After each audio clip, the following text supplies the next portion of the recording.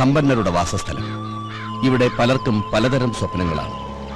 ജീവിതത്തിന്റെ നാൾക്കൂട്ട പെരുവഴിയിൽ ഒടിപ്പും തൊങ്ങലുമായി ജീവിക്കുന്നവരുണ്ട്. ധനികന്മാർ തലയുയർത്തി ജീവിക്കുന്നു. പടലപ്പിണക്കങ്ങളും കുശുമ്പും കുന്നായ്മകളുമായി കുസൃതി തോന്യാസങ്ങളോടെ ജീവിക്കുന്നവരുമുണ്ട്.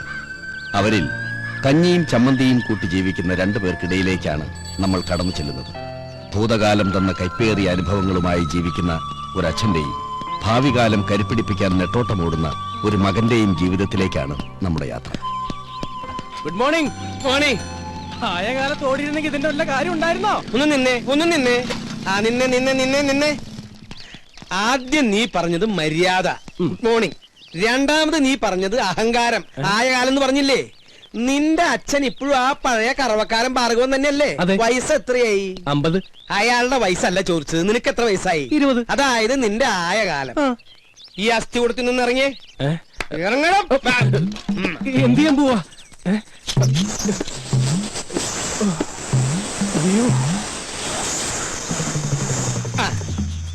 ആയ കാലത്ത് ഇങ്ങനെ ശകടത്തിന്റെ പുറത്തിരുന്ന് പോയാലേ എന്റെ പ്രായമാവുമ്പോ നിന്നോടും ആരെങ്കിലും ചോദിക്കും.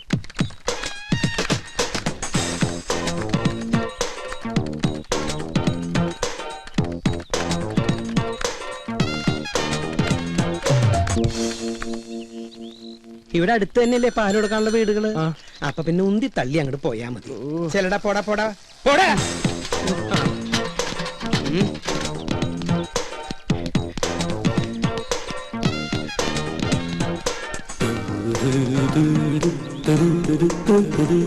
ഗോപൻ നായർ ഇതുവരെ ഔട്ടായില്ലേ? ഞാൻ ഇന്നായില്ലോ.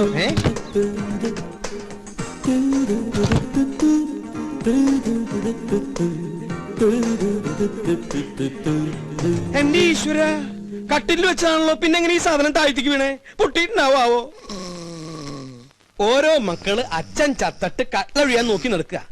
ഇവിടെ ഒരുത്തിന് സ്വന്തമായിട്ട് കട്ടില് കൊടുത്തിട്ട് അത് നമുക്ക് എടുക്കണില്ലാന്ന് വെച്ചാ. ഗോപാ ഗോപാ ഗോപാ,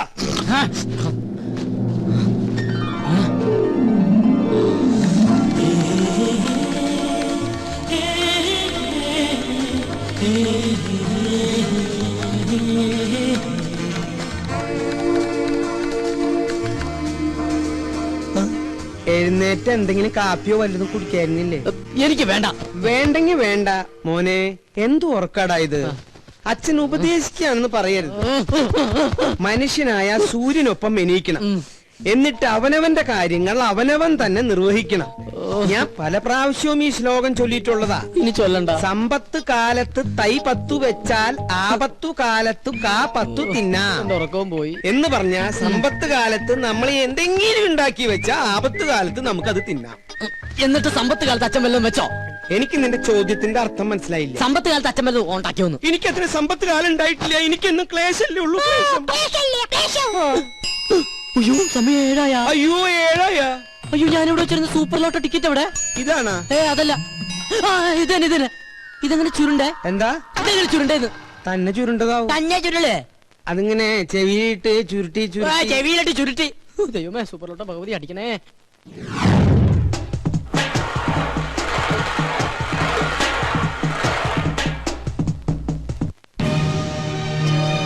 സ്മൈൽ പ്ലീസ്. 5 കോടി രൂപ ലോട്ടറി അടിച്ചല്ലോ, എന്ത് തോന്നുന്നു? ആദ്യമായിട്ടൊന്നുമല്ല ഞങ്ങളുടെ കുടുംബത്തിന് ലോട്ടറി അടിക്കുന്നത്. എന്റെ മുത്തച്ഛന് 1 ലക്ഷം രൂപ അടിച്ചു. എന്റെ അച്ഛന് 5 ലക്ഷം, എനിക്ക് 1 കോടി. ഇപ്പൊ എന്റെ മകന് എത്രയാടാ? 5 കോടി. 5 അങ്ങനെ പാരമ്പര്യമായിട്ട് ഞങ്ങളുടെ കുടുംബത്തിന് ലോട്ടറി അടിച്ചുകൊണ്ടിരിക്കുക. എന്താ ചോദിച്ചത്? സർ, ഒരു ഫോട്ടോ കൂടി. ഞാനും. അവൻ നിന്നോട്ടറാ. ഫോട്ടോ വരുമ്പോ നെഗറ്റീവ് ആണെന്ന് വിചാരിച്ചോളും. ഇതെവിടുന്ന് കിട്ടണ്ട ഇത്രയും കറുത്ത കൂട്ടുകാര്? കറുത്തതാണെങ്കിലും ഹൃദയം വെളുത്തതാ. അത് കൊണ്ടുവന്നണ്ടാ ഫോട്ടോ.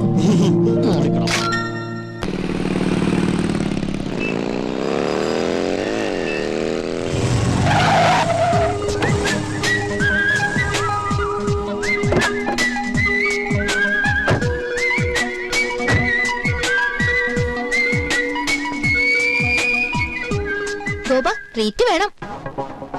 അതെ, ഉഗ്രനൊരു ട്രീറ്റ് വേണം. ട്രീറ്റ് ഒക്കെ ചെയ്യാം, പക്ഷെ അതിനു മുമ്പ്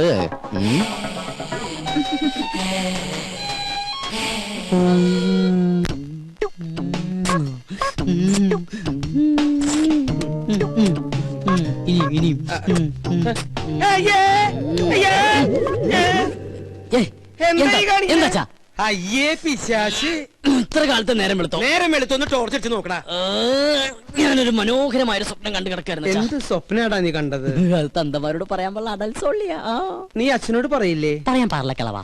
എന്നാ ഇന്ന് മുതൽ നീ ഇവിടെ ഒറ്റയ്ക്ക് കിടന്നോ, ഞാൻ താഴെ പോയി മുറി കിടന്നോളാം. അതൊന്നും ശരിയാവില്ല. അതേ ശരിയാവൂ. ഇങ്ങനത്തെ വൃത്തികെട്ട സ്വപ്നങ്ങൾ കാണുന്ന ഒരു മകന്റെ കൂടെ എനിക്ക് കിടക്കാനാവില്ല. ഇങ്ങനെ ഒരു ഇൻസിഡന്റ് ഉണ്ടായപ്പോഴാണ് എന്റെ അച്ഛൻ എന്നെ പിടിച്ച് വേറൊരു മുറി കയറ്റി കിടത്തിയത്. അയ്യേ. നീ പോയി ചായ ഇട്. ചായ ഇടാനാ? ഇന്ന് ചൊവ്വാഴ്ച അച്ഛന്റെ ദിവസമല്ലേ? മോനെ, ആ, ഞാൻ നിന്നിൽ നിന്നും മറച്ചു വെച്ചൊരു സത്യമുണ്ട്. എന്താ എന്താച്ചാ? നീ ആരോടെങ്കിലും പറയൂ? ഇല്ല, എന്റെ അച്ഛൻ അച്ഛനല്ലേ? പുറത്തെണ്ടി ഇവിടുന്ന്. അതല്ല, പിന്നെ? ചൊവ്വാഴ്ച കാരണന്മാര് ചായ ഇടാൻ പാടില്ല എന്നുള്ള സത്യമാണ് ഞാൻ നിന്നിൽ നിന്നും മറച്ചു വെച്ചത്.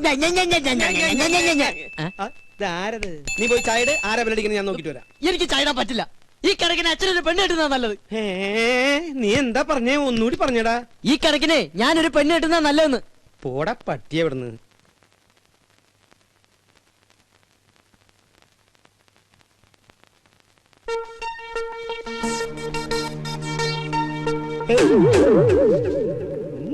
എനിക്കും ഒരു നാവുണ്ടെങ്കിൽ എന്തു ഞാൻ വിളിക്കും. അതെ, ഞാൻ നിന്നോട് എന്താ ആഴ്ചയാണ് കാരണന്മാര് ചായ ഇടാൻ പാടില്ല എന്ന് പറഞ്ഞത്? ചൊവ്വാഴ്ച. ചൊവ്വാഴ്ച അല്ല, ബുധനാഴ്ച. ഞാനിപ്പോ ഡയറി എടുത്ത് നോക്കിയതാ. ശങ്കരനാരായണൻ കൊണ്ടുവന്നില്ലേ മാതൃഭൂമിയുടെ ഡയറി, അതെടുത്ത് ഞാൻ നോക്കിയത്. ഒരാൾ വന്നിട്ടുണ്ട്, നീ അങ്ങോട്ട് പോയി. കുഴപ്പമില്ല ഞാൻ ഇട്ടോളാം. അല്ല, ഞാൻ ചായ ഇട്ടോളാം. നീ ചെല്ല്, ചെല്ലടാ, ചെല്ല്. ഇതെന്ത് ഭ്രാന്ത്?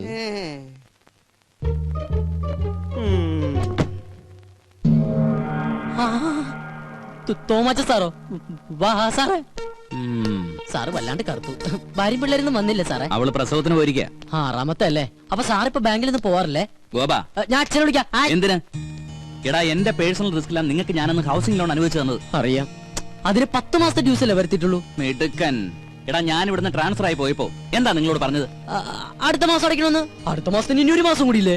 ആ, അല്ല, എന്താ നിങ്ങളുടെ ഉദ്ദേശം? ഉദ്ദേശം ഈ ഒടുക്കത്തെ ലോൺ എങ്ങനെയെങ്കിലും അടച്ചു തീർത്ത് സ്നേഹസമ്പന്നനും ദയാശീലനുമായ സാറിനെ രക്ഷിക്കാന്നുള്ളതാണ്. സത്യം. ഞാൻ ചത്ത് മണ്ണടിച്ചിട്ടായിരിക്കും. നല്ലവരല്ലേ, ദൈവം വേഗം വിളിക്കും. സാർ വേണ്ട വേണ്ട വേണ്ട വേണ്ട, ദേഹത്ത് തൊട്ടുള്ള സംസാരം ഒന്നും വേണ്ട.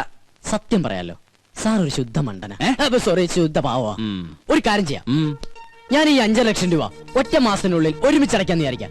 എനിക്ക് എത്ര രൂപ ഇളവ് തരാൻ പറ്റും? പരിഹസിക്കുക? ആത്മാർത്ഥമായിട്ടാണ് സാറേ. ഇന്നേക്ക് ഒറ്റ മാസത്തിനുള്ളിൽ സാറിന്റെ കംപ്ലീറ്റ് എമൗണ്ട് ഞാൻ അടച്ചു തീർത്തിരിക്കും. ഉറപ്പാണോ? ഉറപ്പ്.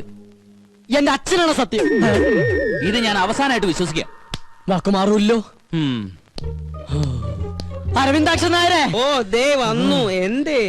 ആരായിരുന്നു ഗോപാത്? ഓഹോ, ഏത്? ഇപ്പൊ വന്നില്ലേ? ആ, അതാ. അത് നമ്മുടെ അപ്പുറത്തെ വീട്ടിലെ രമച്ചേച്ചില്ലേ? രമച്ചേച്ചിന്റെ ഹസ്ബൻഡ് ഗൾഫിൽ നിന്ന് വന്നിട്ടുണ്ട്. അപ്പൊ അച്ഛനെ വൈകിട്ടൊന്ന് കാണണമെന്ന്. അവര് രണ്ടാളുണ്ടായിരുന്ന? ഇല്ല. എന്തായി? നമ്മുടെ വീടിന് ലോൺ തന്നില്ലേ ഒരു ബാങ്ക് മാനേജർ? ആ മാനേജറുടെ ഒരു ചായ. ഓ, ചായ റെഡിയായി. അച്ഛൻ എനിക്കിട്ട് മലപ്പുറം പാര വെക്കായിരുന്നല്ലേ? എന്താ ഗോപാ നീ പറയണേ? സ്വന്തം മകനിട്ട് ഏതെങ്കിലും തന്ത പാര പണി? ഈ ലോകത്ത് ഒരു തന്ത പണിയില്ല, പക്ഷെ എന്റെ തന്ത പണി. സത്യം. ഞാൻ ബാത്റൂമിൽ പോയിട്ടില്ല.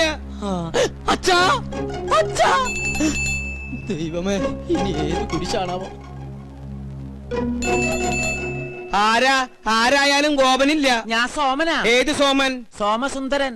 എന്താ സോമസുന്ദര? ഗോപന് പൈസ കൊടുക്കാൻ വന്നതാ. ഗോപൻ എവിടെയുണ്ട്? ഗോപൻ കുളിക്കാ. ഗോപാ, എന്താ അച്ഛാ? നിന്നെ ആ സോമസുന്ദരൻ വിളിക്കണു. ഞാൻ റെഡിയാണ് അച്ഛാ.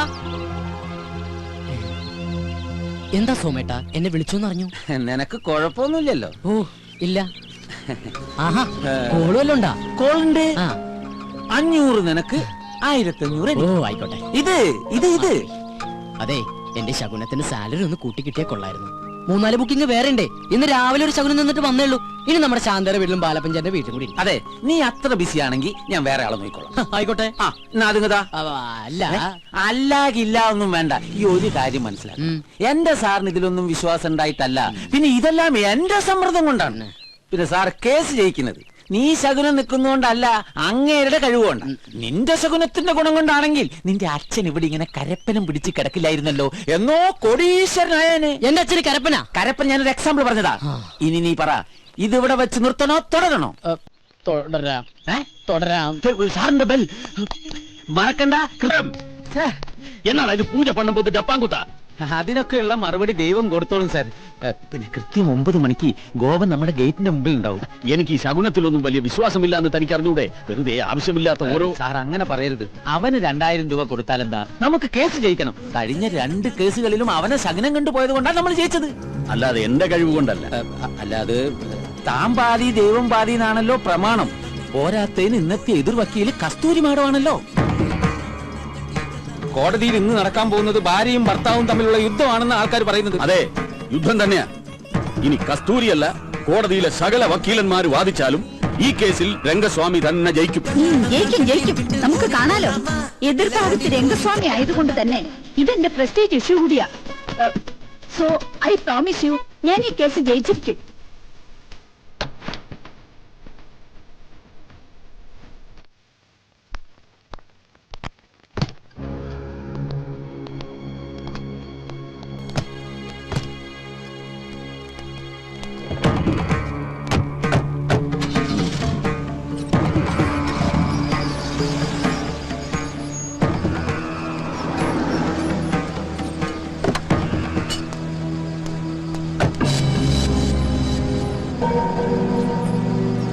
അയ്യോ വണ്ടി വിടല്ലേ, ശകുനം റെഡി.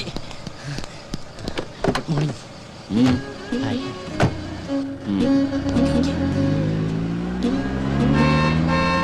അയ്യോ മേ, മാമി കൊള്ളാല.